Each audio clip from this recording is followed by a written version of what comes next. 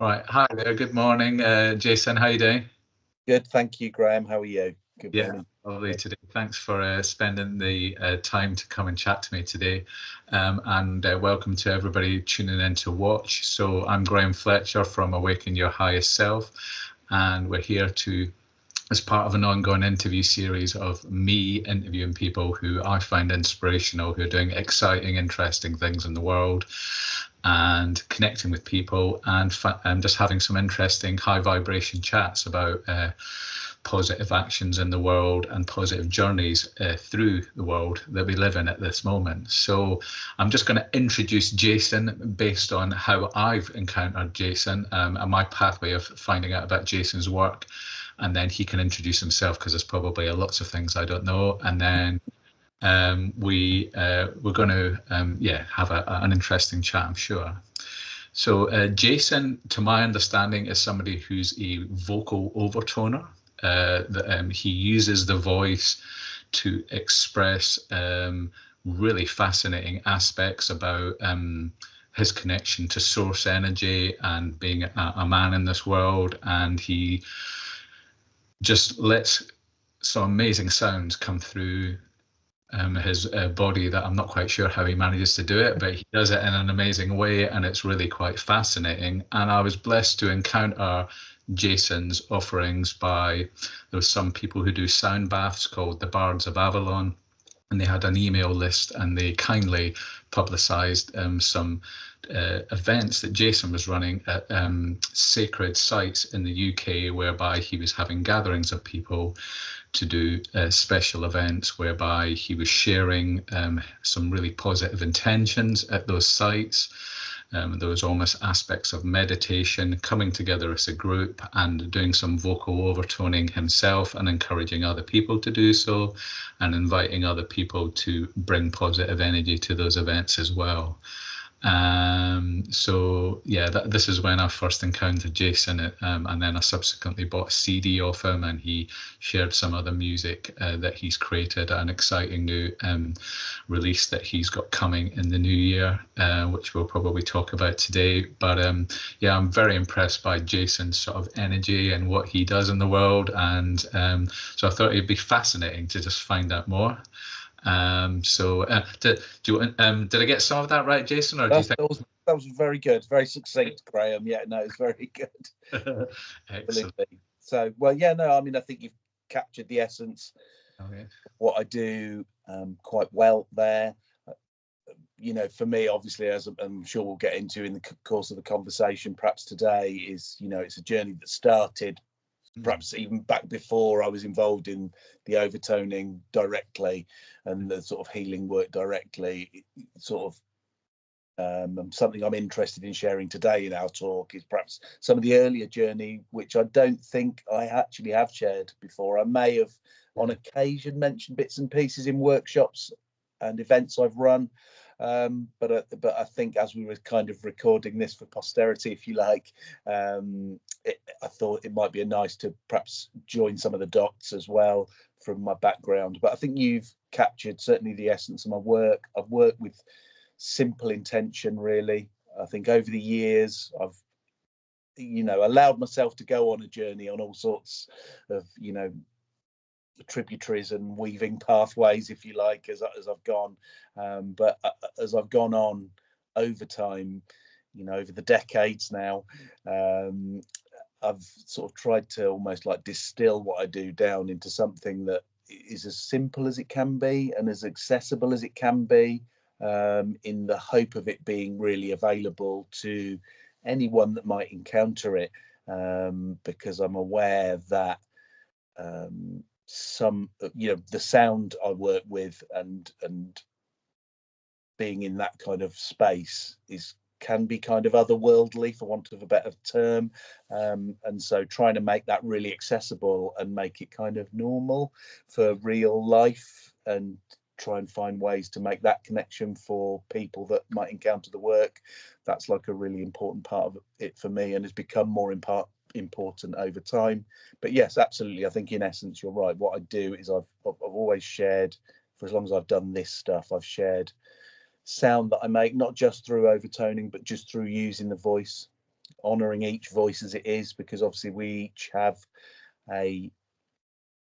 our voices are like a sonic fingerprint, if you will. It's you know, unique to us. There's no two voices are exactly alike. So your voice, and I mean yours, Graham, or anyone's, you know, exactly as it is, has sort of power and resonance, and is a vehicle to connect, I think, to your inner world, but also to source energy, and to sort of turn that from the world of thought, intention, feeling, into a sort of physical vibration that you then share in the world, and sort of working with those ideas as that being something that is a power that everyone has available to them. It's not just about whether you can do overtoning or, you know, use any specific techniques. It's something that's kind of available to everyone.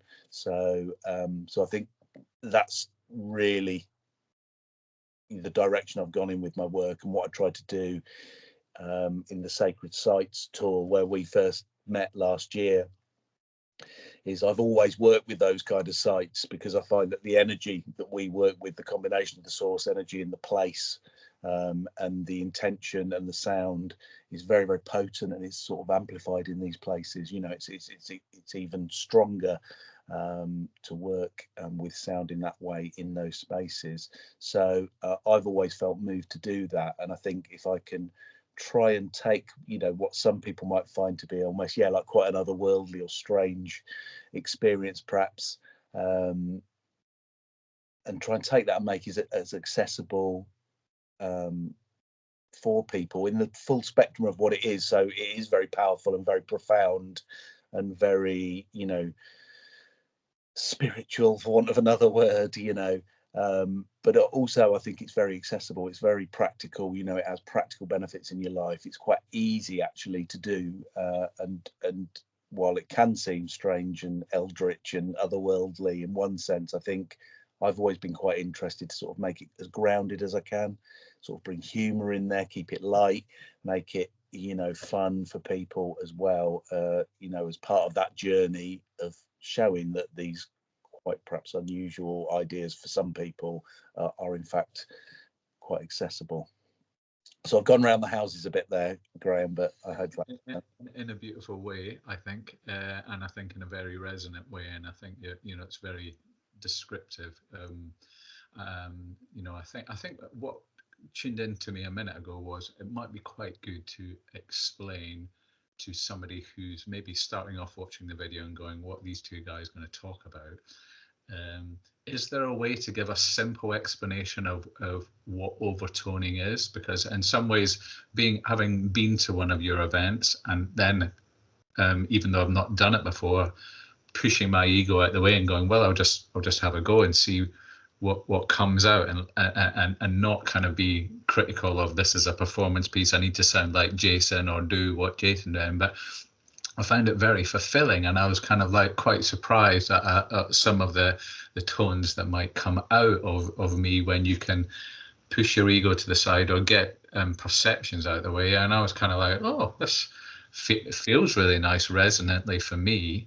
And it was quite inspiring. And I think the way that you do summarize the simplicity of it and distill it down is lovely, because you do make it very easy for people to go, well, I might as well have a go, you know. For some people, I think maybe sometimes they might go, well, I remember at school sometimes when you're singing, you know, you're not singing right or you're out of tune. And with the vocal overtoning, what I observed when you're facilitating it, you're kind of saying, well, here's what I'm doing, but there is no right way to do this. It's about your individual voice, and it's letting things through. But I just wondered if there was a way that you've got that. What would be the simplest nugget of explaining what vocal overtoning is to somebody who doesn't know about it yet, who hasn't looked at your website or seen a video of you doing something? How would you explain it to a complete stranger who might be? Yeah. Well, that's well, I mean, the actual technique of overtoning itself, I suppose, broadly speaking, overtoning or undertoning, we tend to use the term overtoning. That's the more popular term. But really, at its most basic, it's singing two notes at the same time. So obviously you have a like anyone, if they make a sound, that's creating a fundamental note, and overtoning is the sort of the technique of producing other notes simultaneously above or below that note. So that's what that is.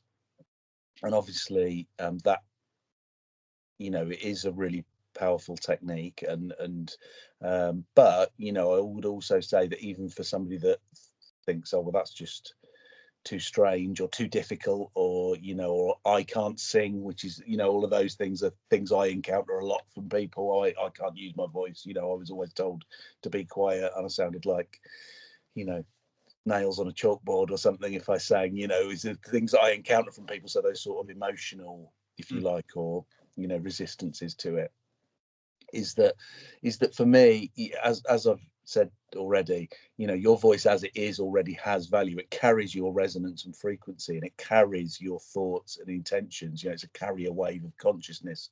The voice, not my voice, our voice, your voice. So overtoning itself, simply put, is the art of singing a fundamental note and creating simultaneously notes above and below that. But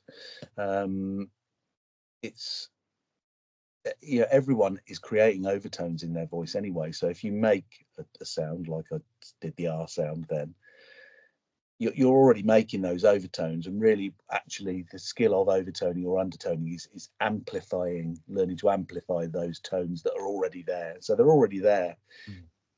So in terms of that, the pressure that somebody might feel of like, oh right, okay, can I overtone?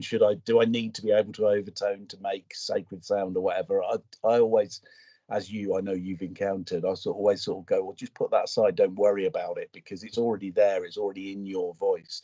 And sure, if you want to, as an individual, sort of develop the technique of overtoning, it's there to be explored, and can be explored in many ways, but it's also not to get too hung up about, and because it's already there. All those sounds are already in your voice. Your voice creates this incredible spectrum of sound anyway, those overtones and undertones are already there.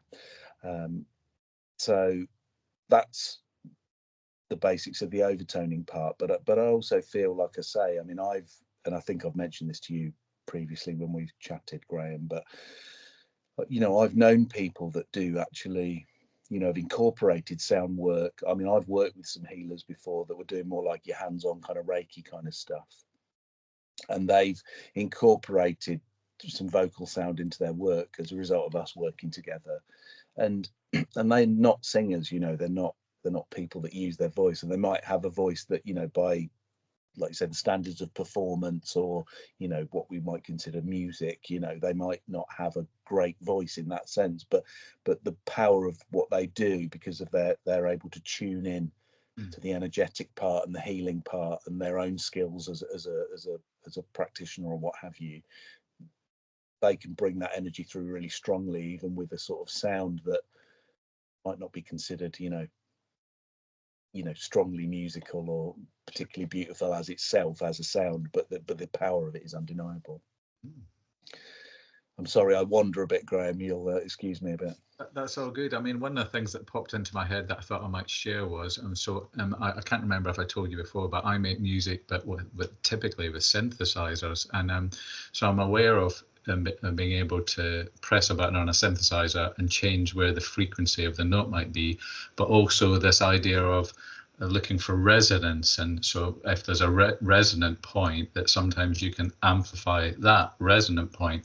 And so what I found interesting as a man was when you were saying, okay, Graham, have a go and let this, I kind of like start making a tone, and then I'm just sensing whether it goes up or down, but also feeling the resonant point. So if there's a bit like a biting point on a clutch, that point where you and so I kind of experience it a little bit like that. So if I make a sound and it comes to a bit, and I will feel it vibrate a bit more. And so sometimes I just think, either one thing pops into my head: either there's healing at that frequency for me to stay at the resonant point and let it vibrate and keep there, and then if it dies down and goes to another resonant point, then so it's almost like I can explore sound in that way, would be my perception of that experience. When it was happening, I was kind of quite going, part of my head was going, this is a bit weird, but part of my brain was also going, yeah, this is outside the convention, but there's something here. This feels like a resonant way to kind of be in my body and let something through that's way, yeah, it seems outside of the conscious mind, that you're entering into a different dimension of yourself, really. And that really intrigues me, that quite kind of that mystical, unknown kind of, but you can tell in your heart, it feels like it's a powerful thing. So to me, I just kind of go, I'm very experiential. I'll kind of go, well, if it feels like this, I will explore it further. And does that kind of resonate with you about your experience? Or That totally makes sense. Yeah. okay. I think that's like a real way, and a lot of people naturally come to that way of exploring. And I think that's another part of what I would like to say about some of the sound, these ways of working with sound, is that like we're, you know, I think just culturally, we, you know, like particularly the use of the voice, I think almost, you know, maybe, but music generally is considered, it's like a performance art culturally, you know, for us.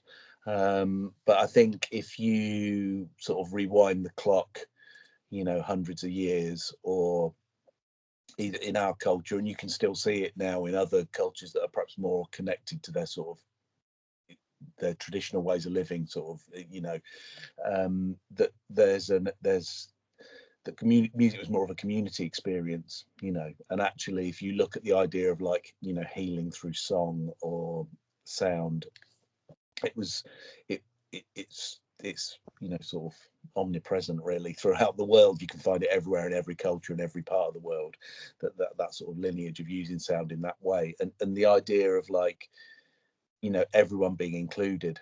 You know, it's not about, oh, like this person can do it, they're the singer, and we all sit down and watch them and then applaud politely at the end, you know.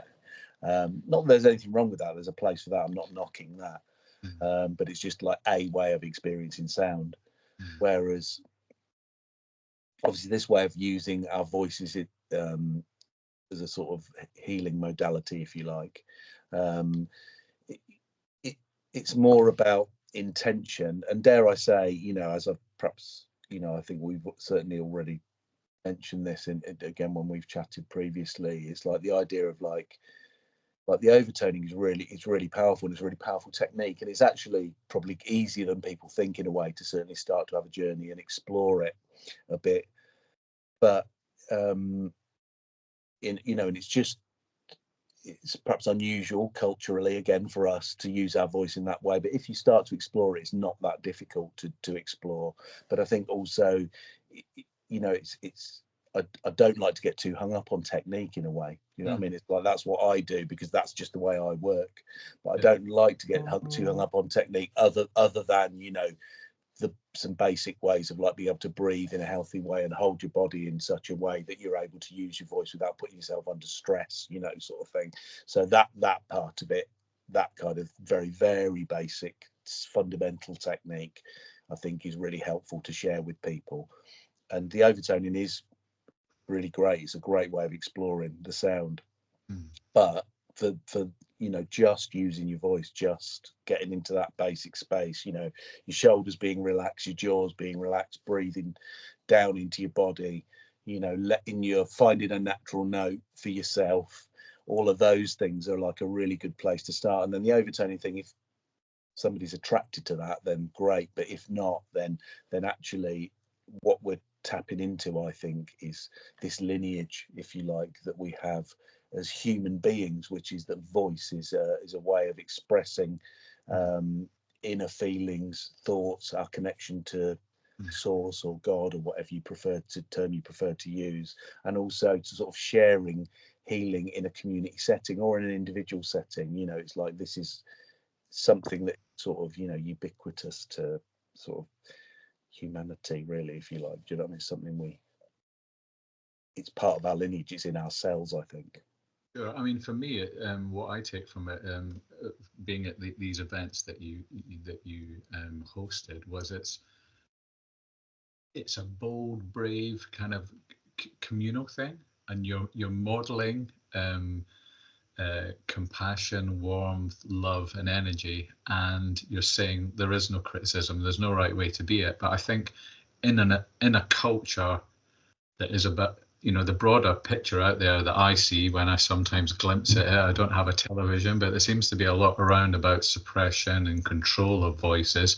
And so actually, when somebody can step into this energy of exploration, it's got to have the roll-on effect of helping them speak their true voice in day-to-day life as well, vibrationally, which has got to be a beautiful thing, in terms of self-empowerment, I would think. And so, yeah, I think it has those multiple dimensions, isn't it? You're talking about an awareness of potentially, highly likely, how ancient cultures would possibly work as a community. Mm. Having people who would come together and bring people together and communally advance and communally support each other and communally heal, and all those kind of things are beautiful things that perhaps are maybe not happening so much in the modern day world at the moment, but actually in some ways I see what you're talking about and what you're offering and you're doing in the world as part of that. You're kind of, you're modeling to other people, don't worry about this, you can let go of these things, you can step in and jump in. It's a bit like the first time you get in a swimming pool. You might be a little bit nervous, but then you might suddenly go, oh yeah, this is quite a good bit of fun, or yeah, okay, I can support myself, I can have a go, and I can try it. So I think that analogy would pop in for me. Yeah. So I think the next thing to ask would really, how did you discover this? Or, maybe tell us about your story. I understand that you're a musician and you've got a musical. It would be quite interesting, I think, to either understand how your musical journey started off, and then when did you discover this aspect. I think that would be quite cool for me to understand, and then we could kind of go elsewhere. Yeah, of course. Yeah. So, well, I'm sure you can understand that as a human being, just having the human experience, that you sometimes gain perspective on previous experiences sort of down the line, and obviously now, in terms of sort of this part of my journey, specifically the sacred sound part, for want of a better term, that sort of started in the early 90s, with a sort of a meeting with a guy called Jonathan Goldman, who's very well known in the sound healing world. But how that meeting came about, I think, is interesting as of itself. Maybe I'll just circle back to that, if that's okay, because I think for me, I found the experience of making sound from, like, when I was quite small, like making sound with my voice, really, really powerful experience. You know what I mean? I remember just the feeling in my body of singing, and again, I sort of grew up in the 70s and 80s, but when I was at primary school in the 70s, I had a teacher at one point. I remember when I was in I was about 7, basically, and she was our teacher for all of our classes, but she was a music teacher, so she liked playing piano, and she'd like play piano and try and get the class to sing songs, and I'd just be like, yeah, I'm really up for that, and I wanted to do it, like, when I was a kid. And like I say, it was just this powerful feeling in my body of it, with using my voice, and I just loved it. And I was very lucky, because this teacher, she was quite funny, because she was quite strict. She was quite a strict teacher generally with the class. She could be quite, firm and a little bit frightening, if you were, like, in that way, within reasonable boundaries, but like it is for, like, kids, when you're like, if she sort of gave you the look, you were like, but she also clearly she loved the fact that I was really into singing, and of course there's that thing maybe, and I don't know, times may have changed now, but when I was a kid it was like things were a bit more like, oh, you know, things like singing a bit more like for girls, you know, and boys, that, do you know what I mean, there was a little bit more that culturally at that time, like the idea of being like unrestrained in wanting to sing was almost a bit like, oh, what's going on, that's a bit odd, do you know what I mean? But I literally didn't care, and I didn't even notice, you know what I mean, until afterwards people were like, oh, what was going on with you? And I'm like, I don't know, it's just you know, I just like it, it's nice, you know. So I didn't, and my teacher really liked it, so I remember that experience as a really young, you know, being about 7, and she'd like literally, you know, it developed so much that over a period of time she'd have me up in front of the whole class singing, because I didn't and I suppose it was performance in a way, but if I look back at it, I mean, I've done plenty of performing and all that stuff, you know, obviously in life later on, but it didn't really feel like performing, if I'm honest. It just felt like I had this thing in me, and I wanted to, it just felt very joyful and very powerful, like letting it out, you know, sort of thing. And I was really appreciative, and I'm still appreciative all the time, as hopefully you can feel from this conversation, of that teacher and her presence in my life, you know, sort of thing, to allow it and go, oh yeah, you come and do that. But even earlier than this, it's like I've spoken to my mum. I remember I've always, the other thread for me, apart from voice, is drumming. I've always been really into drumming and percussion. And my mum has told me that, obviously I don't remember this, but she said I was about 3, I think, and somebody bought me like a little toy drum. Probably every parent's nightmare to have their 3-year-old bought a toy drum. And she said I'd had this, you know, she said that I had this drum, and then she said quite soon after getting it, I stood on this drum, and I had like kind of like a seizure. I've never ever had anything like that before or since, ever. Okay. One time she said I'd stood on this drum, and she said I went like, and yeah, sort of, you know, and I had like this moment and went down, you know.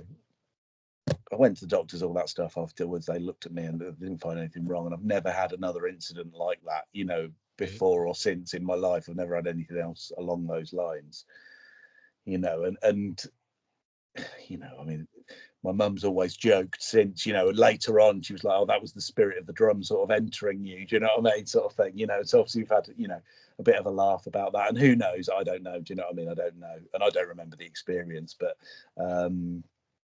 but also it's like my mum's also told me some other really, she said when I was really little and I was in a pushchair, and she'd forgotten about this experience till much later when I started getting into music, which like, you know, in a more, you know, more, well, you know, more sort of directed, conscious way.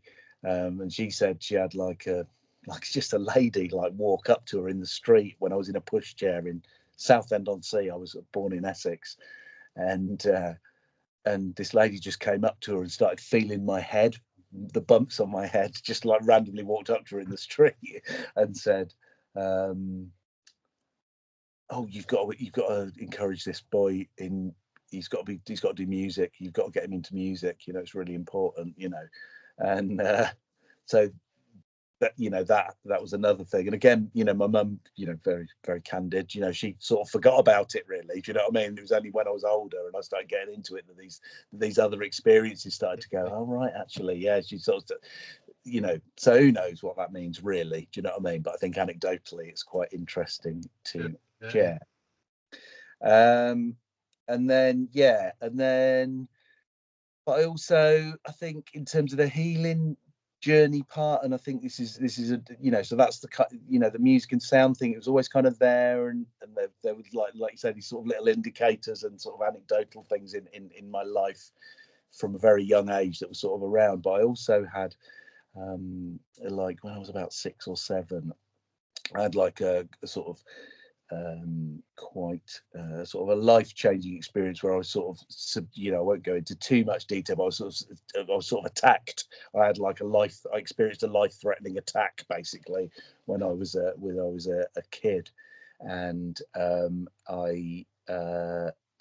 as a result of the end of this attack involved me, I was on like the 2nd floor of a building, so ground first and second, ground first, second, so 2nd floor of a building, and I was like 6 or 7, and in order to escape this attack, I sort of jumped out of like this second floor thing. Yeah, I know it's quite intense, and this is a part here, Graham, that I don't normally share, but I am sharing it because I think it's pertinent, and you know, so I jumped out of this second floor, not a window. It was like a laundry drying area is what it was in a bigger building sort of thing. So I jumped out of there, and there was like a gap in it. I jumped out, and I remember very clearly, still to this day, I jumped out of that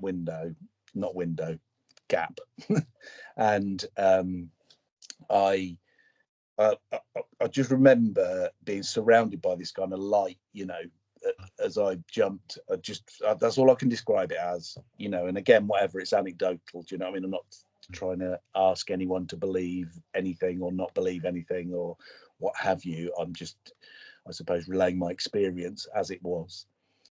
And yeah, and I was sort of felt like I was surrounded by this light, and I sort of landed on the floor. It was grass, but it was quite high. And I just was like, I'm all right. And I just legged it basically I ran away and escaped this situation. And it was obviously, it was an experience that sort of stayed with me, that, as I'm sure you can imagine. But very, very powerful. Obviously, as of itself, it's quite a frightening experience. I suppose, we use the word trauma a lot nowadays. I'm sort of inclined to avoid that word, even though I've just used it. I think we all have challenging experiences, and I think, how I've learned to frame things, a lot of it's come from that experience. It was very challenging, very difficult, frightening at the time experience. But so it was all of those side of things, but it was also very much, I had this feeling afterwards of like being held, being protected, being looked after, cared for, this light.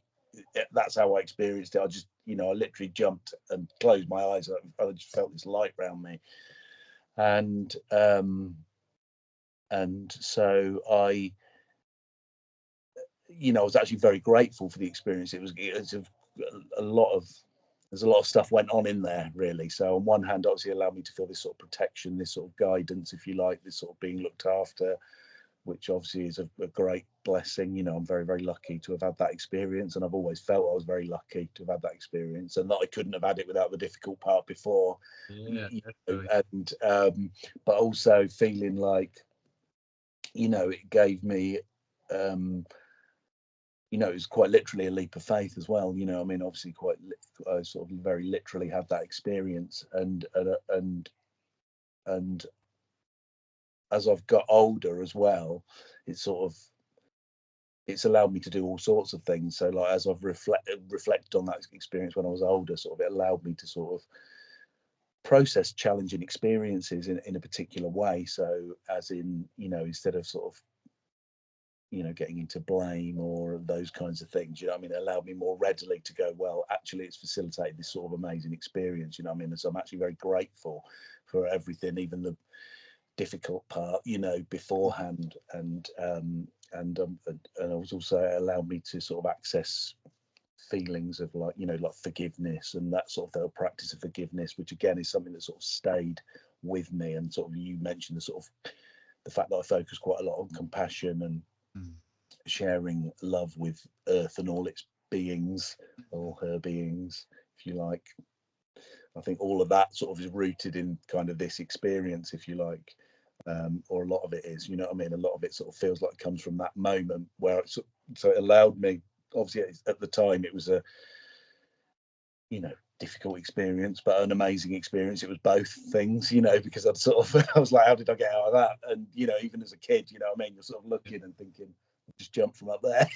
And it was like, and I've been back to that place as an adult, even, like, and looked and gone, well, that's kind of, it's like jumping off the top of a roof of a house, basically. Yeah, it sounds like. So like 25 feet, 30 foot, whatever it was, up in the air, but as like 6 or 7 year old kid. So, and just landed and being fine and having, whatever. It's just you know, I don't know. Do you know what I mean? Yeah, I've not shared that part of my story before, to be honest with you, Graham. But I think when we discussed having a long form conversation and perhaps getting a little bit more into the weeds of how I got to where I am and doing what I'm doing, that was like a really key moment. Hopefully you can sort of see why. Hopefully I'm making sense explaining it. For sure. So yeah, so that was a really big moment as a kid, and that was all happening around the time of having this, soon after I had this singing teacher and what have you. And then and then I stopped doing music, really stopped being involved in singing. My voice broke when I was about 12. I was singing quite a lot till I was about 12. I was singing regularly, not like loads and loads, but I was always involved with like school plays or whatever and stuff like that. And then the singing part, I'd always end up being like, because I was the only boy that wanted to do it. They'd be like, "Oh, Jayson will do it. He doesn't mind." So, and then I, so my voice broke and it sort of all stopped for a bit. So sort of did the sort of standard teenage years, and then when I was about 16, I started getting into drumming. Maybe a bit earlier, actually. I was drumming before that, but like just more like it was something. I was like a tapper, yeah, like just, you know. And then I got into drumming, and then more formally went around, started playing in bands and what have you, 15, 16, somewhere around there. And that, again, similar to the singing, it felt really powerful. It just felt like something that moved through my body. Do you know what I mean? It felt like very like, just very visceral, I suppose. And then about 18, like, so I've been quite lucky, actually. I've mentioned my mum a couple of times there, obviously, in terms of some of the early experiences. But my mum was always very into very open-minded and into all sorts of things. So like when I was a kid, she was she would talk about astrology and all these kinds of things and what have you. And she was just interested. She was a vegetarian and all stuff like this. And in the 70s, so again, that was like quite out there then. People literally used to, I've been vegetarian since I was about 8, and again, whatever, I'm not preaching a lifestyle, each to their own, you know what I mean. But it works for me. But like stuff like that was quite odd. You know what I mean? People used to be like, when I was 8 years old, 1978 or 79 or whatever, people were like, "You're a what?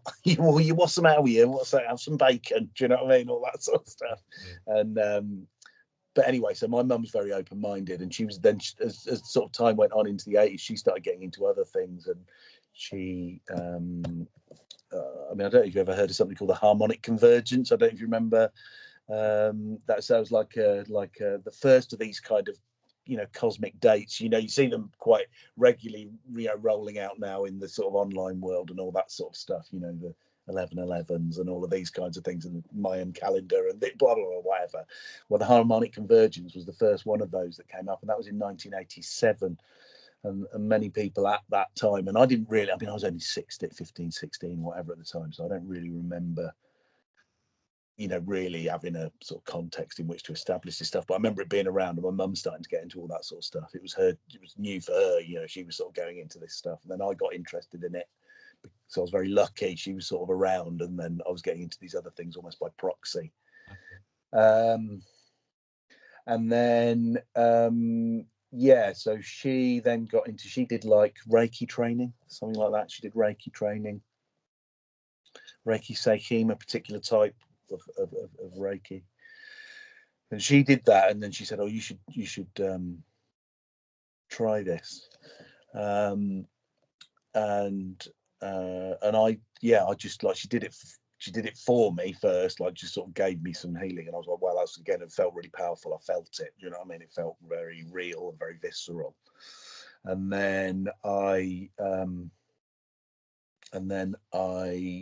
did it myself. So I took the Reiki training about when I was about 18 or 19, something like that, around that sort of age. And I started to get into meditation. And I'd found, just to rewind slightly, I'd sort of been through like, obviously I've explained what one experience that was quite a challenging experience, but I went through a sort of family breakup and what have you when I was a kid. And I think I think I was just in that period, I think in my late teens, where I was sort of maybe processing some of that stuff, and perhaps emotionally was in a bit of a, you know, you're growing up anyway, you got all those hormones going on and all of that stuff, you know, just happening anyway. I was processing all of that, and I was perhaps in a bit of a difficult place maybe, and like doing the Reiki and getting into the meditation, it was like flicking a switch, you know what I mean? I was like, straight away got into the meditation. I was like, oh, this is really good, this is really powerful. And I've meditated really, I mean, not always in the most disciplined way since then, you know, but I've always meditated regularly since then, you know, since that time. And so that's whatever it is now, you know, probably getting 35, 40, you know, over whatever years, you know, now.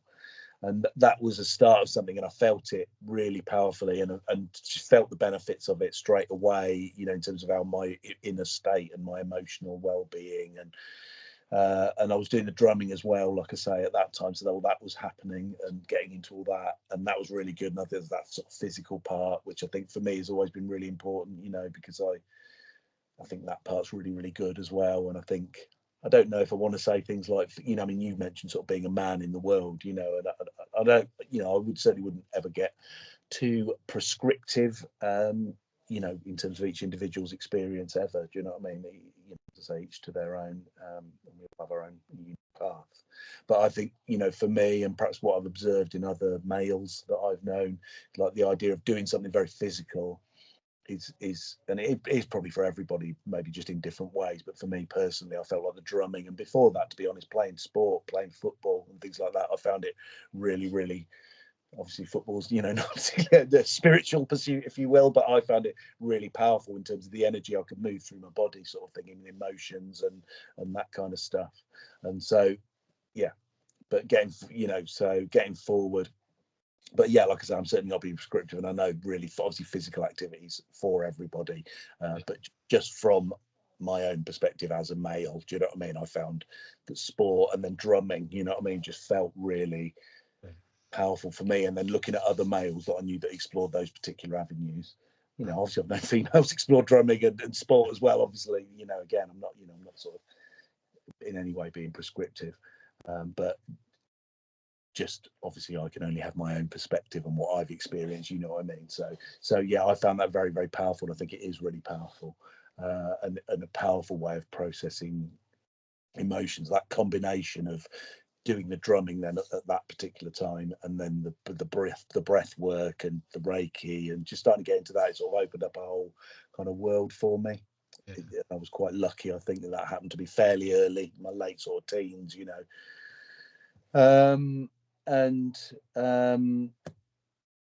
And then the other part of it, of course, is I always had, because of getting into that at that sort of age, I was always had this thing of like being like the weirdo. Oh, you know, Jayson, he's like, you know, all my mates were, oh, you know, I've always been very lucky. I've always had really good friends, and you know, and I've always had that around. So it wasn't a difficult thing, but I was always kind of known as like, oh, Jayson's a bit weird, you know what I mean? Jayson's a bit odd. He's into all sorts of strange and weird and wonderful things. But that was really helpful as well, because it sort of helped me. Like, I was like, okay, you know, quite quickly I became comfortable with that. It's like, okay, well, that's you know, I'm not going to shy away from it. That's, you know, that's what I'm into, and that's that.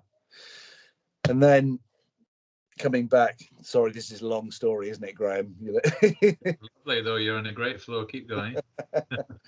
So yeah, so then we get sort of fast forward a little bit. So I'm actively playing in bands and doing a lot of that sort of stuff, and then I was obviously, like I say, into the meditation side of things and the Reiki side of things, the healing and all that.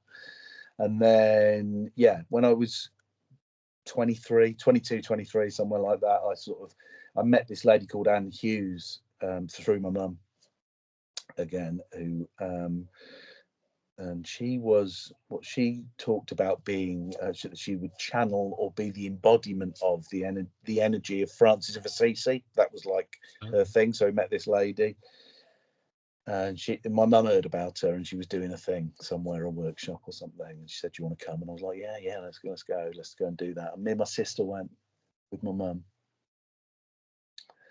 and this lady, she said to me, she said it to my sister as well. My sister's a good singer, but she's like less active about it. She's just sort of, you know, she just has a nice voice, and she's more practical than me. She's less flighty than me, you know. So she's yeah. So anyway, but she said to both me and my sister, she said, "You're crystal singers, you know, you two. You've got your crystal singers." And my sister sort of was like, "Okay, fine, whatever." You know, she sort of took it on board. And obviously we've grown up around my mum, so we're into all this stuff. So we don't flinch at those kind of things. But she's just sort of, you know, took it as it was. And then I sort of said to her, I said, "Okay," I said, "that sounds amazing." I said, "But," I said, "what does that actually mean? You know, what do I do with that? You know, where do I go with that?" And she just said to me, she said, "Next time you're in a place that feels like it's like a sacred place to you, you know, or something you think of as something like that, a sacred spot, just make a sound." She said, "Don't sing." She said, "Just open your mouth and make a sound. Just let a sound come out." And I was like, "All right, okay, yeah, I can do that. That's fine." Yeah. Oh. And then very shortly after, a week, I think, roughly, I can't remember the timescale exactly, but soon after, within a week or two, I was in Glastonbury again with my mum and some other friends and what have you. And we were up on top of Glastonbury Tor, and I suddenly thought, "Oh, right, okay, yeah, this is like a sacred site, right?" And I was literally stood on top of Glastonbury Tor, you know, by the tower, and I just went, like, that was it. I just did that. And then this like American guy comes wandering over to me, you know, long hair and like beard and like the purple tie dye and all of this stuff, you know.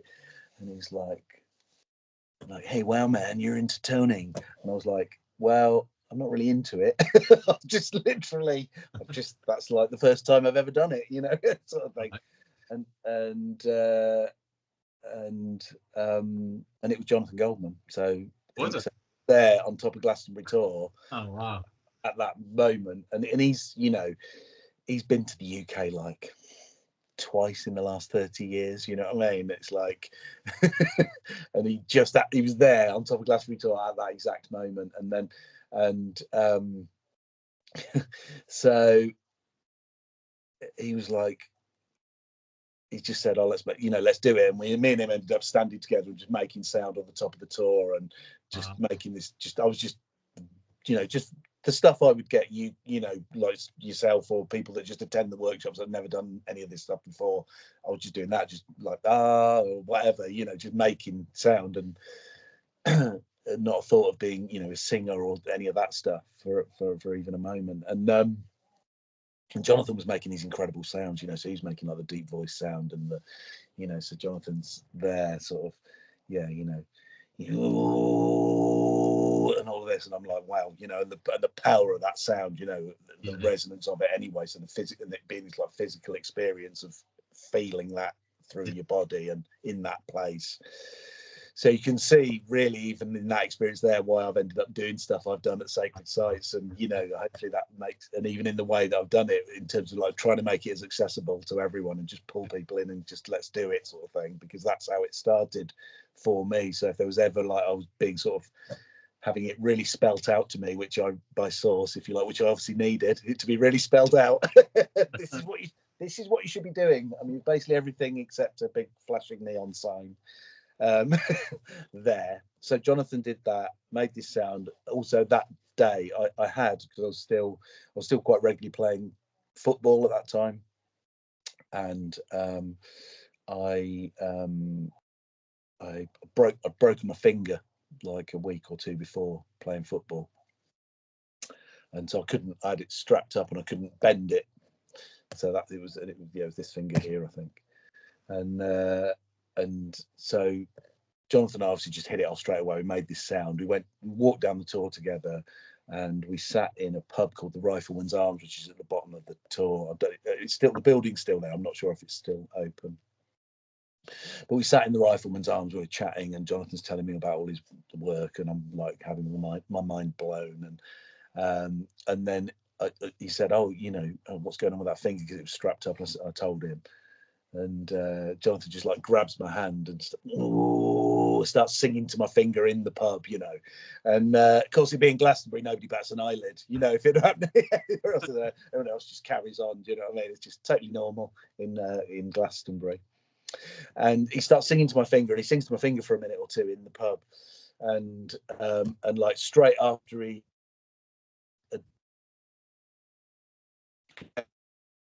So I couldn't bend it before, and then he sang to my finger, and then I was like, oh, I can bend it now. Do you know what I mean? So I was like, and it was, it'd been broken. I mean, it wasn't a serious break or anything. I want to oversell it, but I couldn't move it before, and then I could afterwards.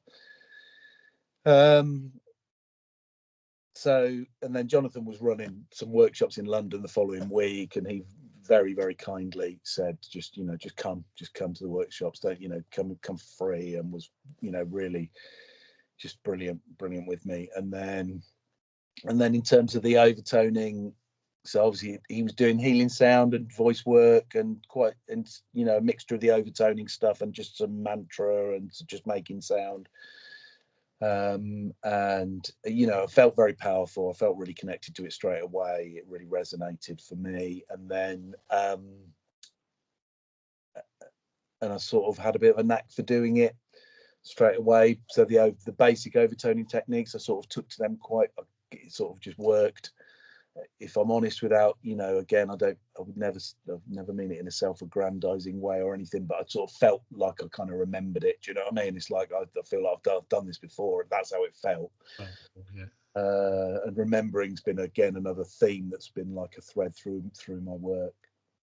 So I could do that part of the overtoning, and then the deep voice part. It was really funny. I did Jonathan's workshop, which was like a weekend workshop in London, and then on the Monday I worked in a bookshop at the time, and I remember getting up on the Monday morning to go to work, and I bent down to pick up my shoes. And that's what I was doing, was bending down to pick up my shoes. I wasn't trying to do anything other than bend down to pick my shoes up. And I just sort of went, yeah, this sound just came out of me. It just happened. And I was like, all right, okay. And yeah, so that was the start of that part there, really. So that's how I got. And then obviously from there, it just started, really. So I started using it for myself in my own practice. I'd obviously, like I say, a few years before, been introduced to the meditation and the breath and the Reiki part, and then I started using this voice stuff that I'd learned from Jonathan in my practice, and was really powerful. And then I wasn't going, right, I'm going to go out and start doing this stuff and workshopping and what have you. But what happened is people started asking me, oh, will you come and do this? Because they knew. And what happened is I started sharing it at other points. It's like stuff I was going to. It would just end up happening that, I don't know. I can't even remember, really, to be honest. It just like I'd end up sharing it, just doing a bit, and then people would be like, oh, will you come and run a workshop? Oh, will you do this? Will you do that? So it just sort of started, and that was when I was about 23, 24, somewhere around there. And then I started also around that time. Started, there's more to tell, but I suppose, but there's I started being sort of drawn to sacred sites as well around that time, and not really understanding it really. I'd had the Glastonbury experience. I went to Avebury for the first time around that period, well, with Jonathan, in fact that was over that same week. So Jonathan did sorry, it's a long time ago, so I'm trying to piece together the timeline exactly, but to the best of my knowledge, as best as I can do it. And if anyone ever ends up watching this that knows slightly different, I'll apologise if it's not exactly accurate. But he did the work. We did Glastonbury, he did the workshops, and then I think the following weekend he did something at Avebury, and that was the first time I've been to Avebury. And so I had this like I have a really powerful connection with that place, for me personally, that particular place. And we were making sound there, and it was just like this mind-blowing thing, and all this sound came through me. So I went from like the previous week not toning to, by the following weekend, I was sat with Jonathan. He was doing this sound circle by the Cove at Avebury. You were at the Avebury event, weren't you? So the Cove where we were at in the afternoon. Mm-hmm. We were sat there, and we were in a circle and we started doing this free sounding, and the group were all there, but then, like, I don't know, me and Jonathan just ended up going off on this thing, and it's just all this sound came through both of us, and it just went on for ages. Probably everyone else was very bored. and yeah, all these sounds came through, you know. So I went from like not doing it at all, like a week earlier, to all this sound, and all the deep sounds and the overtones and all sorts of other sounds just came through that day. And obviously, you know, I'll always be eternally grateful to Jonathan for his part, his generosity and kindness, and his you know, knowledge, and, you know, yeah, wealth of knowledge as a mentor and all that. So that's where it all started, bang, really, in that week or so there. And then from there on, I suppose the rest is history, but we could share more. But I've talked for ages there, Graham. I mean, that was a beautiful story about synchronicity, though, wasn't it? And I suppose, like, there was quite a few little things kind of dropping in for me. I mean, I certainly met somebody recently who's talked about an extreme moment of stress when and being surrounded by a divine sort of healing light. And so as soon as you mentioned that, I was like, wow, someone else has told me about this kind of moment where, and so it sounds really powerful, fascinating on many levels, you know, with what happened at that particular event that you shared. Thanks for sharing so beautifully and so sensitively, but because I think it's possibly a real inspiration to other people who might go, wow, yeah, either they might have had a similar experience that have never been able to process quite in the same way that you have. Sounds like as a young man, you managed to process that in quite a powerful way. And it's then, I think I met your mum at one of the events, maybe a couple of times, but so when you were chatting about her, I was thinking, gosh, yeah, I think I've met her when she was in the background chatting about you. But what a fantastic influence your mum has had in your journey, and then finding that event that with the lady who suggested one, that, you know, what a beautiful synchronistic kind of way of the world working, you know.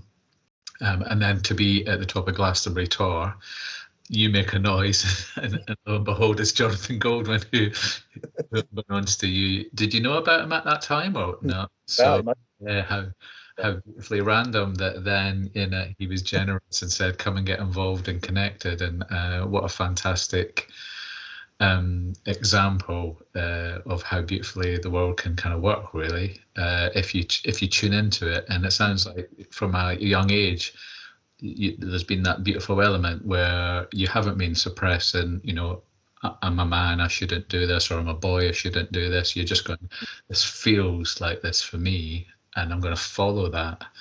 That really resonates with me, you know. I've had my own experiences of things like that. Sometimes, you know, you can be single-minded, or you're just going, yeah, this makes sense to me. But it's an interesting, nice vibrational way to live, you know, because you're tuning into your heart and your radar, and your kind of that's how I would interpret what you're saying to me, sharing about your story.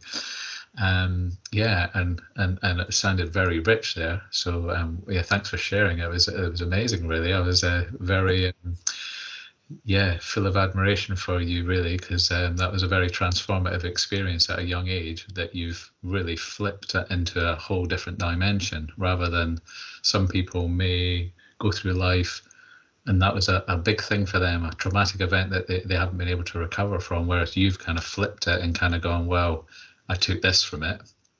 It sounds like you've taken so many things from it. Yeah, and I find that very inspiring. So thank you for sharing that, you know, that sort of, deeply powerful stuff there. That's very kind, Graham. That's very kind. Well, I mean, I think that's the thing, you know, and I think I'm also really keen to sort of say, you know, I mean, you know, in many ways that's, you know, certainly what was one of the most, it was a very powerful experience, and I genuinely do think of it as a very positive experience. But I also wouldn't want to sort of appear like I'm sort of doing any, you know, spiritual bypassing or any of that sort of stuff. You know, I definitely had challenges around it. Do you know what I mean? And I sort of went through those. You know, it did happen. I have, you know, like I'm a human being. You know, I'm not suggesting I've never had a, you know, dark night of the soul or, you know, I mean, that stuff did happen, but like you say, you know, overwhelmingly, you know, that's how it ended up calibrating, and I felt as if, again, you know, yeah, like I felt guided towards the more positive expression of it. Do you know what I mean? In a way, do you know what I mean? So in that sense, I'm very, very, very lucky. You know, I feel very blessed, very, very lucky, quite humbled, really, in that sense, because, like as you say, you do, you know, you are aware that other people have experiences like that, and I would never ever try to sort of, you know, negate or you know, sort of minimize the effects of those experiences if they're challenging. But I also sort of yeah, you know, feel that it is important. Perhaps it felt. I mean, we met at last year, and you know, I really liked your energy straight away, Graham. From the first moment we spoke, and we had a nice chat. I think straight away, just hanging out at Stanton Drew, I think it was, wasn't it, or after that? And I felt like, yeah, and like, as I say, I've not shared that before in a sort of this setting relating to this work, that particular part of my story. But I've, you know, once you started saying about this, once you mentioned the long form chat, yeah. I thought, well, that you know, maybe that is the moment to maybe share that, and that hopefully, all I can hope is it is maybe in some way helpful or resonant for somebody somewhere out there, you know. But also, well, it is, you know, it's just it's my true experience. It is, you know, is what happened, you know, for me. Well, I think the thing that interests me out of it are a number of things, but one, this sort of, you've mentioned the word divine source on a couple of occasions, and I've had my own kind of journey and experiences in and around kind of connecting or being aware of a kind of divine source kind of energy. When you were talking about being a drummer, if I go out to see I like going out to see bands. More recently, I didn't always used to, but if I see a drummer who's a really kick-ass kind of drummer, I'm like, wow, like how on earth are they possibly, you know, how are all their limbs doing all these different polyrhythms and swing and whatever? Yeah.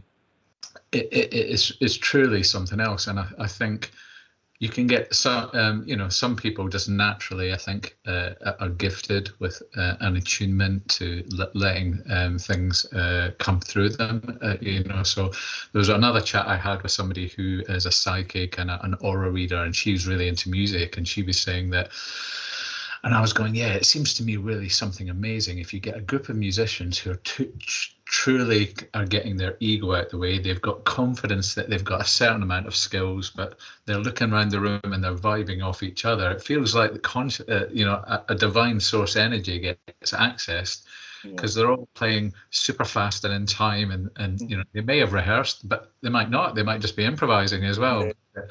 There is something sort of fantastic there that could, to me, looks like it comes from special dimensions. Do you know what I mean? And also, like that experience you're talking about being surrounded by that light and landing and being in a fit enough state to get up and run off, and you know, and other people. I think there is dimensions to this world that we can't fully understand by conventional ways of thinking, and they're really powerful. But and it sounds like your life as you know, there's been a number of things throughout the journey as you kind of you've developed what you're doing in the world, going out to these sacred sites and inspiring other people and bringing people together.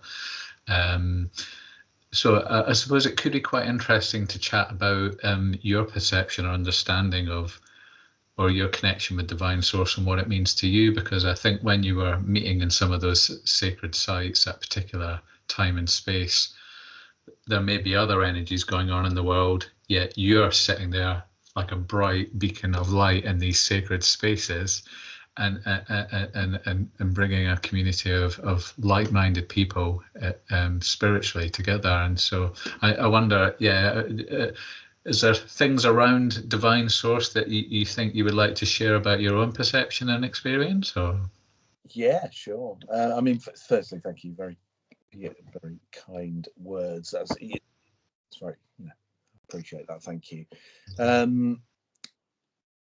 Yeah, well, I think for me, the really big thing, and again, I think it's not. I don't think I've probably got any particularly earth-shattering, game-changing insight necessarily,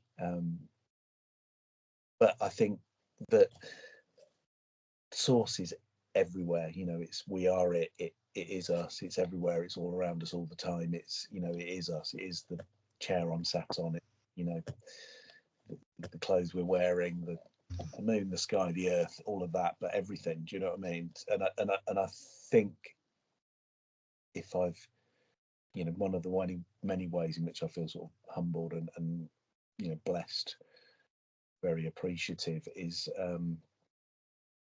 that I've been lucky enough that my experiences have sort of helped me develop that idea, if you like. They've given me that experience, and that it's everywhere and it's all around us, and it's only a sort of, even if we all experience moments where we maybe don't feel in that expanded state, connected. We might feel isolated or alone or what have you, sad or separate from that stuff for a moment or a period of time or what have you.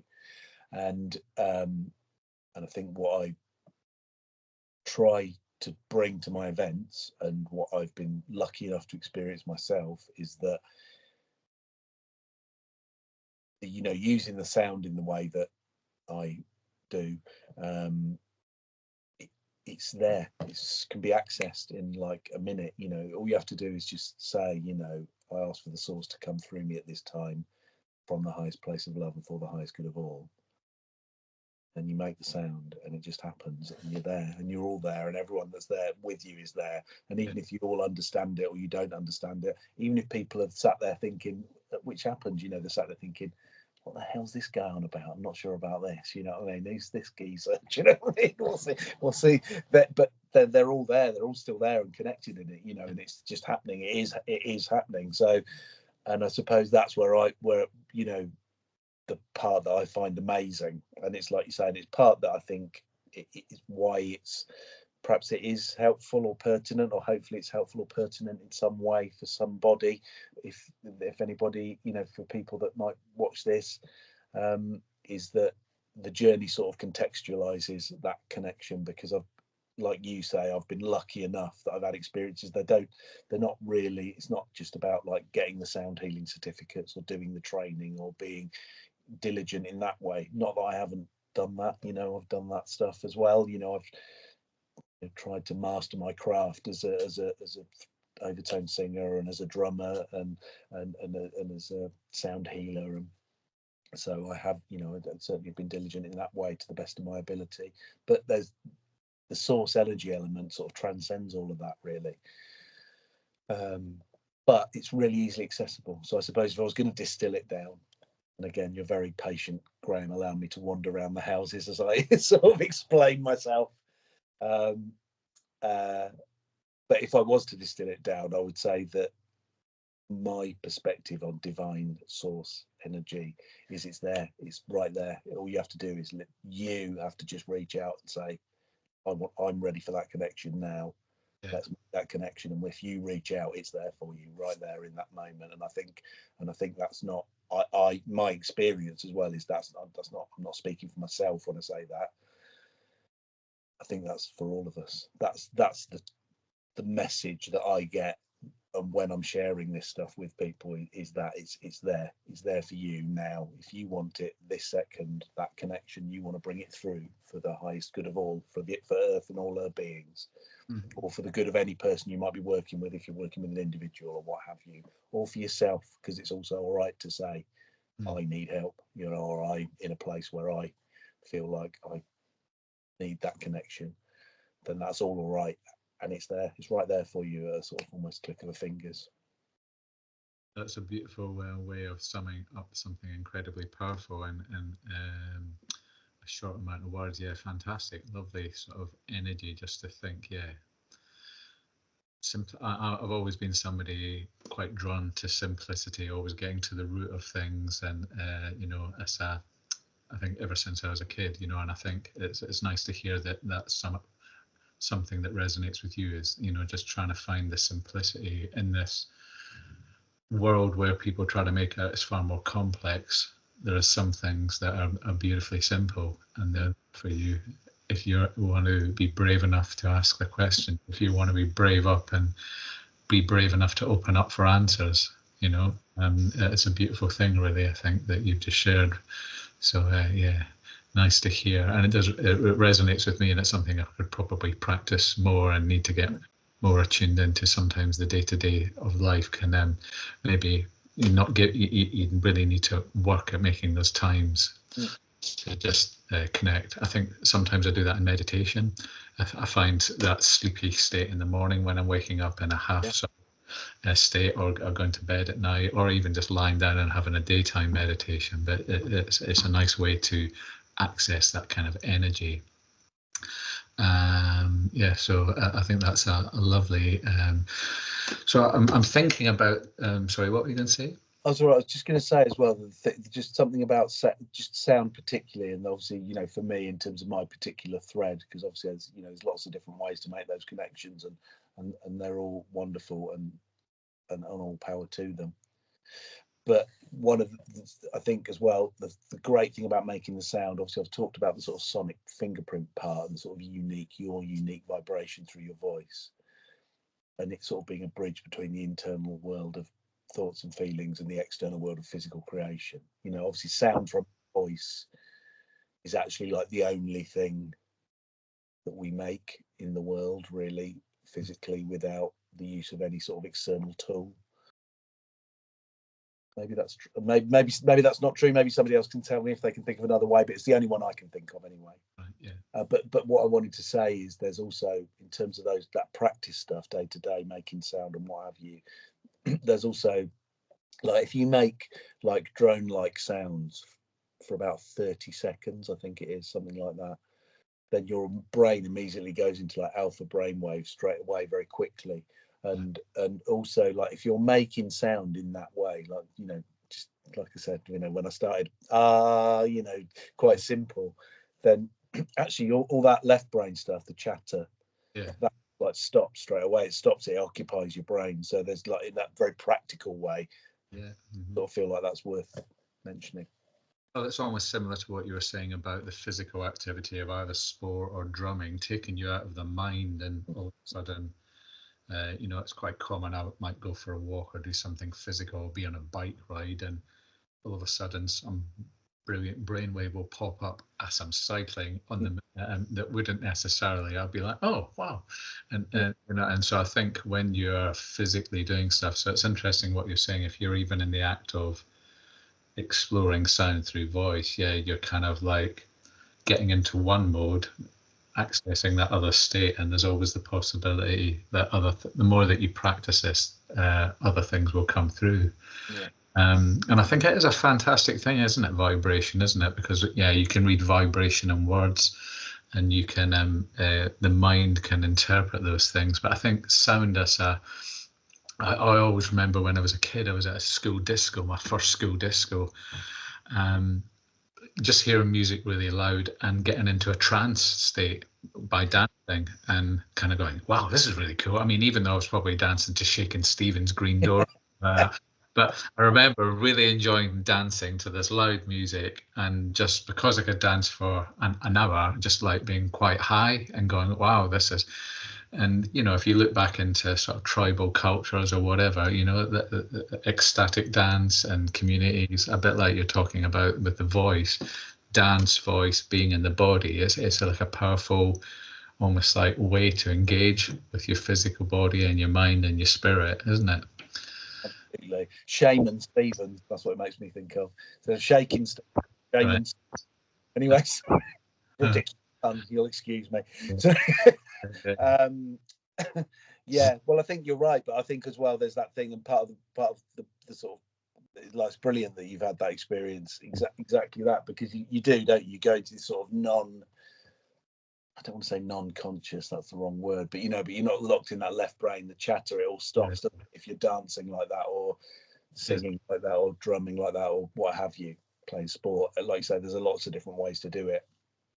Then you're accessing that sort of you're not sort of the left brain isn't dominant, basically. It's probably the easiest way to say it. But I think also what you've alluded to there, and I think is really relevant, and it's relevant in terms of the events that I run, again, that you've come to, is there's like when you come together in community in that way as a group, and you share sound or dance or music or what have you in that collective way, I think you get each energy, each contributory energy of each person there, but you also get like another energy, a third energy, if you like, that's more than the sum of the parts. It's the sort of the collective part. That moment is like that moment in time and space is like this unique piece of magic, that happens with that group of people in that moment at that time in that space. A whole lot, the source energy connection, the space, the physical space that you're in, the intention of the people, the sound that they're making creates this unique moment, this unique field of consciousness, this magic moment, that is more than the sum of the parts, basically.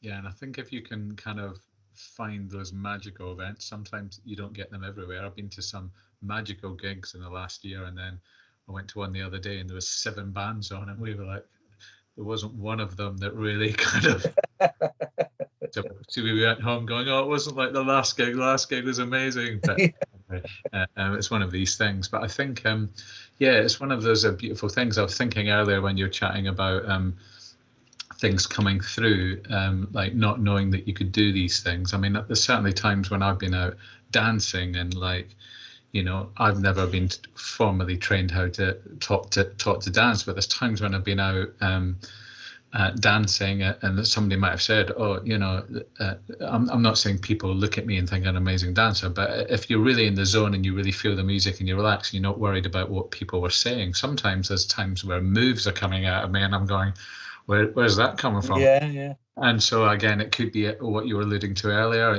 Maybe you're just remembering things, maybe from past lives potentially, or it's just a fascinating thing when you can get into a particular state and keep going in that particular state. What things can come out in a relaxed state through your body.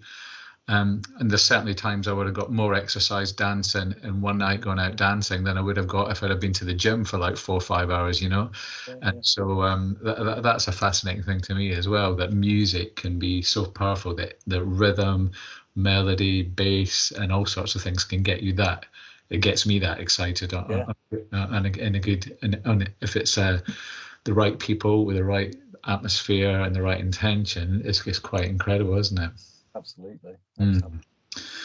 So talking about intention, I think it would be quite interesting to move on to, so you have created, you've released released at least one CD to my knowledge, if not maybe more, and then you've got another release coming up that is about beautiful intentions of yours. So it might be quite interesting to kind of segue to kind of, because what I'm quite keen is that people can go away from this interview, be inspired by hearing it, but find, what your offerings are. I think you do some overtoning lessons as well. You've got aspects about that, but it'd be quite interesting to hear about this release that you're going to release into vibration into the world this year. If you want to take us there, perhaps. Yeah, sure. Yeah. So, well, I mean, it's actually a track.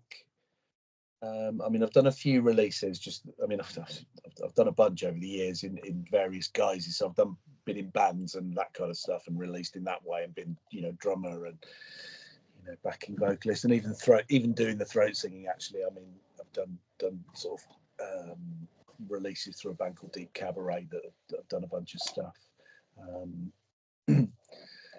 So I've done all sorts in that way as a recording, artist, if you want to use that word. But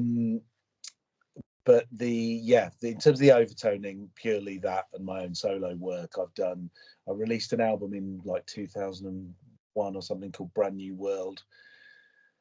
And that was more of just a collection of tracks and kind of soundscape type things. And I was sort of just exploring, like that one, if you listen to it, it's not really healing music in that sense, for want of a better term, or meditation music. It's just, I've always been really interested in the idea of, I've always been quite open to different experiences, really. I sort of never really wanted to just, and even though I've always been really into the healing power of sound and that kind of stuff, and this voice, all the stuff we've talked about, I've also been really interested in just like bringing that energy into other settings, as well. So I will come to the recording because I know that's what you asked me about. So I've done all sorts of things over the years. I mean, I've had my toning used, and I remember in about 2012, 2013, somewhere around there, I had a friend who's really into he's like a heavy metal guy, yeah, but he's an old friend of mine. He's an artist, a brilliant painter, actually. He's a fantastic painter. And he was doing the music for like a heavy metal circus in Hyde Park, and it was like all these robots and what have you, and it was that kind of thing. And he asked me if I'd do some sound for that, and I remember doing a bunch of toning for that, and yeah, and I did it. I was like, yeah, this would be great. Yeah, and it's like, and it obviously is very, very different. It's not healing that set, healing music or that kind of setting. It was like quite a raucous, in a way, almost setting. But I felt, I knew him, and I knew,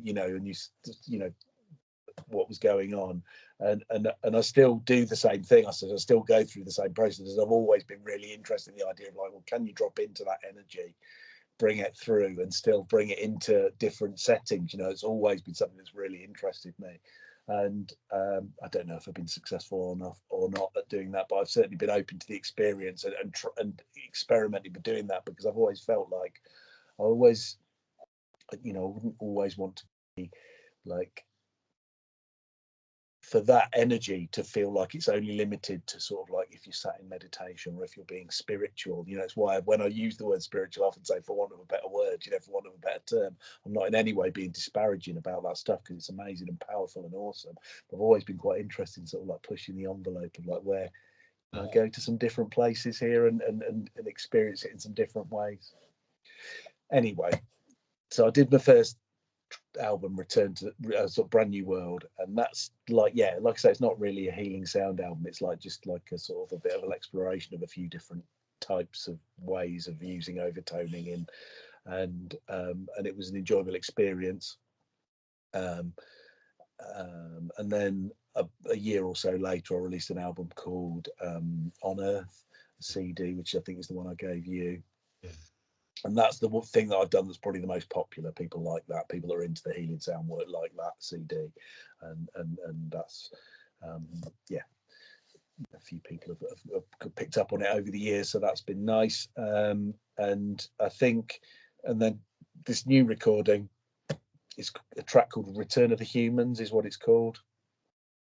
And I actually did release a shorter version of it on a collection that's only, it's not in hard copy.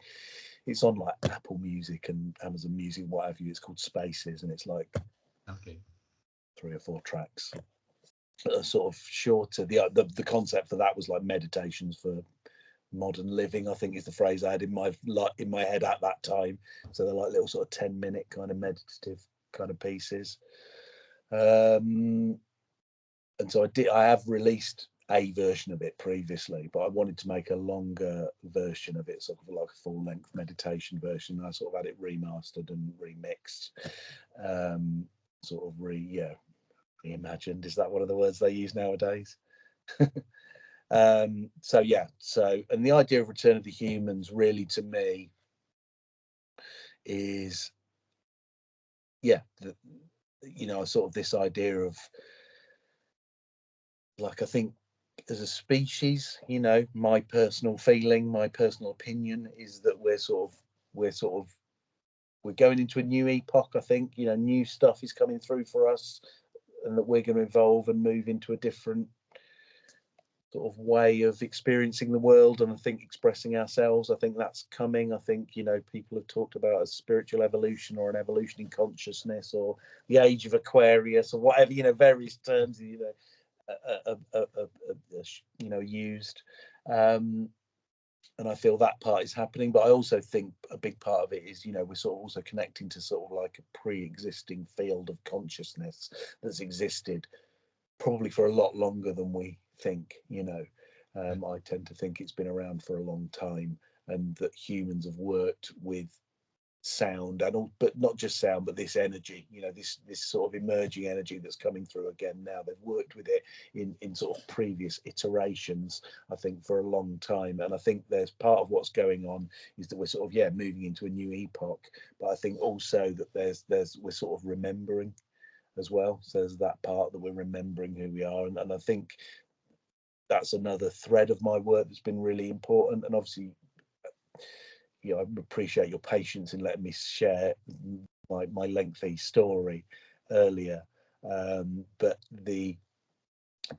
it's been a theme for me, like that there's been an element of it feeling like it's like remembering, you know what I mean? As I've gone through this stuff, it's like, yeah, I'm going into a new place for myself in my own journey and getting new experiences, but there's also a thread of it that feels like I'm kind of remembering it and sort of reintegrating something from the past, or from another time or another space or whatever it might be, another dimension, I don't know, into the current moment.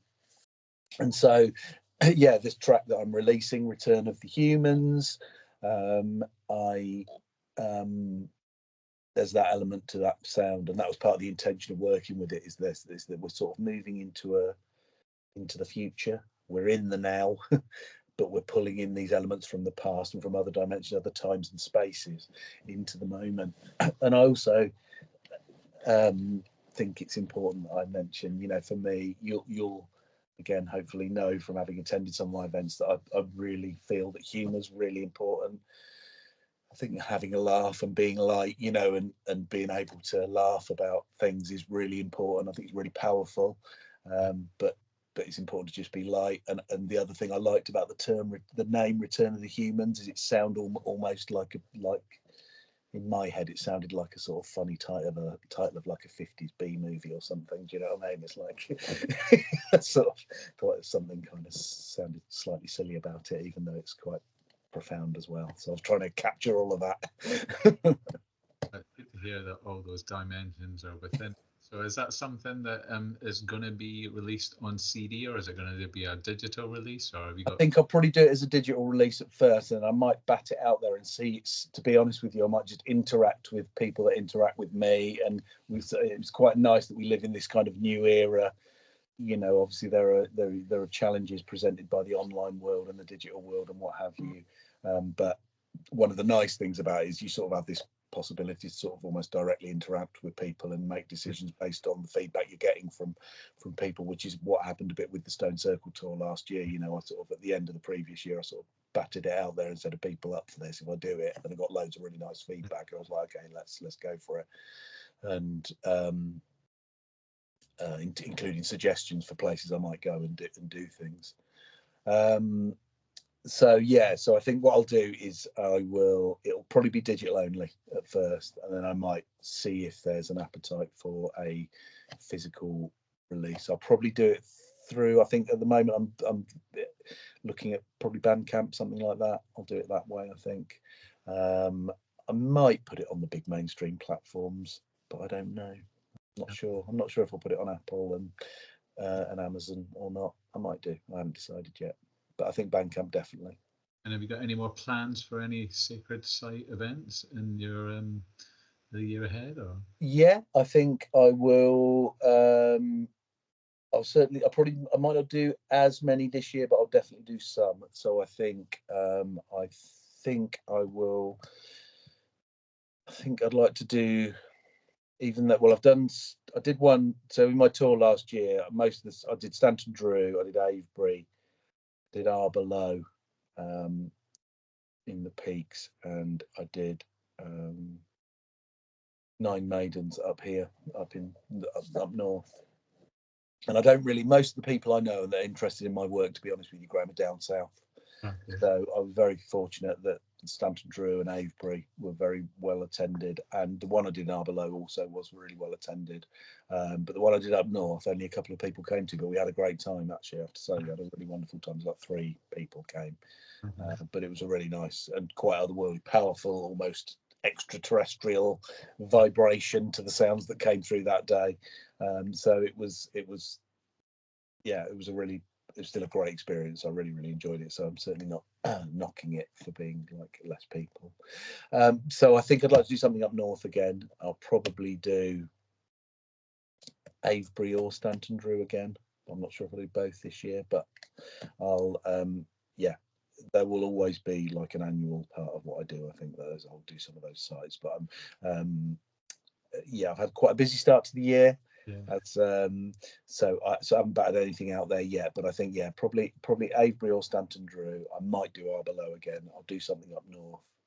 Certainly do at least a couple, if not, and see if I can maybe squeeze a couple more in. We'll see, but I do yeah. But I do obviously other bits as well, like say online and whatever, as you mentioned as well. So if people want to get in touch with you or find out more about you, where's the places that they would go to do so? The best places, really the only place I interact with. So I'm a little bit of a Luddite, Graham. I think I'm not slightly backwards in terms of the modern world and stuff like that. I mean, I've got a Facebook page, which is actually where most of my interaction happens. So that's called Jayson Stilwell Sounds. So it's JAYSON STILWELL Sounds. And I always put everything up on there, and on my personal page on Facebook as well. Yeah, so I'm not very, like a lot of people are much better than me at being present on social media in a sort of more organized way, mate, perhaps, but that's where I do that stuff, I think. And then people can contact me via email, which I still pick up stuff there. I think probably, as you know, I was having some problems with the email address I was using. So overtonej@gmail.com is the best email address for people to get hold of me. Yeah, so that's about it. Well, thanks very much for sharing. It's been a real joy for me just to hear your story and get to know you a bit more and find out more about your journey and what's behind the work that you do and the events that I've been blessed to visit. I find them very powerful and inspiring in this day and age, to be organizing events like that, bringing a beautiful gathering of lovely people together, and who are so there was so many multiple dimensions to the richness that came out of it. So yeah, very grateful. Thank you, and very grateful for your time and energy to come and share, because I think there's fantastic dimensions to this, but just about what you're just sharing as a man and a young boy, and your journey is fantastic and inspiring, I think, for people of all ages and all genders, so I think there's loads of richness in that, and I'm sure your family are very excited and happy that you're part of it, part of their lives, so well, yeah, I mean, I'm very, very blessed. I'm very blessed and lucky to have a really good family around me. But I'm probably, they probably find me as boring and as annoying as any family find their husband or dad. You know what I mean? So, that's just real life. That's fine, which is fine. But yeah, no, I'm very blessed in that sense. And I really appreciate the chance, Graham, to sort of chat with you on in this format, actually. And I've been really appreciative that we sort of got to know each other a little bit better, and we've had a few chances to speak over the last whatever, sort of 9 months or so, isn't it? So yeah, no, I'm really appreciative for this opportunity and the chance to have this kind of chat. I think it's really really powerful and lovely that you are facilitating a space like this for these talks that are a bit more in depth and allow a bit more room for exploration around beyond just the sort of the sound bites and the headlines of what somebody might do. It's really great. Yeah, I think there's a lot of richness in this, and I hope people will get that. And I think thank you for bringing the richness in many different dimensions. So I think that's a lovely vibrational energy to bring into the world and be part of. you know, because I very much get that you kind of come at this from a love kind of perspective at the heart of it all, and it's fantastic as men to be sharing that this is where we come from, this is what we want to be part of in the world, and I think that's a beautiful thing in itself. So yeah, more of that is what I'm looking to bring into the world. Did a good job, Graham. Well done. And I'm thinking there's probably quite a nice little natural space just to maybe come to a pause, because you've been chatting for quite some time. I'm very grateful for all your sharings, and I wish you all the best with the Return of the Humans release. I'll be looking out for that again, but I'll be listening to it even more now with different mindset and ears now that you've shared the different angles and perspectives. So thanks very much for creating that. No, thank you, Graham. I really appreciate it. And again, you know, appreciate your time and you know, showing the interest in what I do and sort of place to talk. Well, I'm sure I don't need to say it, but keep shining bright, because it is an amazing positive energy that you've got in the world, and I wish you all the best, and hopefully we will meet in person not too far in the future. I will definitely be at some of your Slant and Drew events or anything like that I can get to, but yeah, I wish you all the best. Thanks, Graham. I really, really appreciate it. Lots of love to you and the family, and I really appreciate your time and energy. Thank you so much. Excellent. Thank you. Take care. Take care. Bye.